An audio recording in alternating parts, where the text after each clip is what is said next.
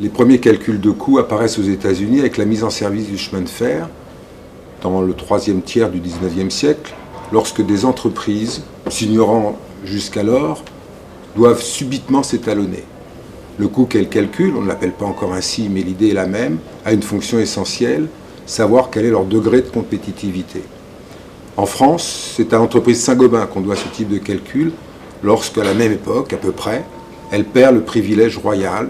Il faut bien se préparer à la concurrence. D'une manière générale, les méthodes de calcul de coûts répondent et répondront toutes à une préoccupation spécifique. La méthode des sections homogènes pour connaître le coût du travail, facteur principal qui est la main-d'œuvre directe au début du XXe siècle.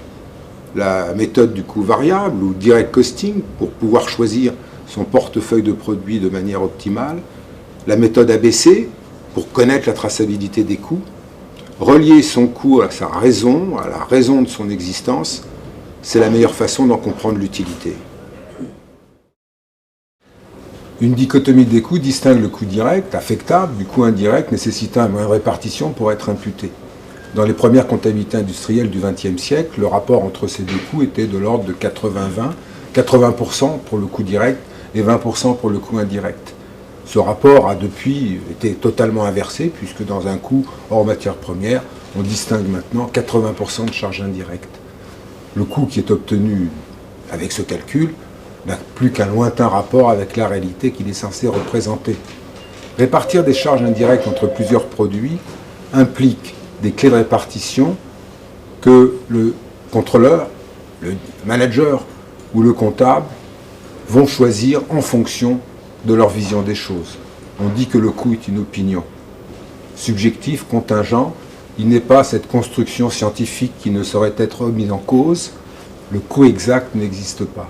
Ce qu'on attend de lui, c'est qu'il soit fiable, pertinent.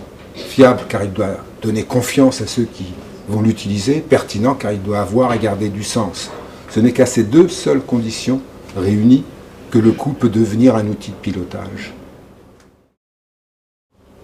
La perte de fiabilité du coût complet, calculée selon la méthode des centres d'analyse, petite sœur des sections homogènes ou par le full costing américain, a créé le besoin d'une méthode qui réduise l'aléa des charges indirectes. Le programme CMS, Cost Management System du CAMAI, a eu cette intention, concevoir une méthode qui limite les clés de répartition hasardeuses et permette la description du fonctionnement de l'entreprise. C'est l'objectif de la méthode ABC. Transformer une charge indirecte à plusieurs produits en une charge directe à une activité revient à en changer l'objet de coût. Plutôt que de vouloir gérer le produit ou le service, peut-être est-il suffisant de maîtriser l'activité qui conduit à ce produit ou à ce service. Autre avantage, et à mon avis le plus important, maîtriser ces activités nécessite d'en connaître le fonctionnement précis par la mise en place d'une cartographie des activités, la fin des zones grises tant redoutées par les managers.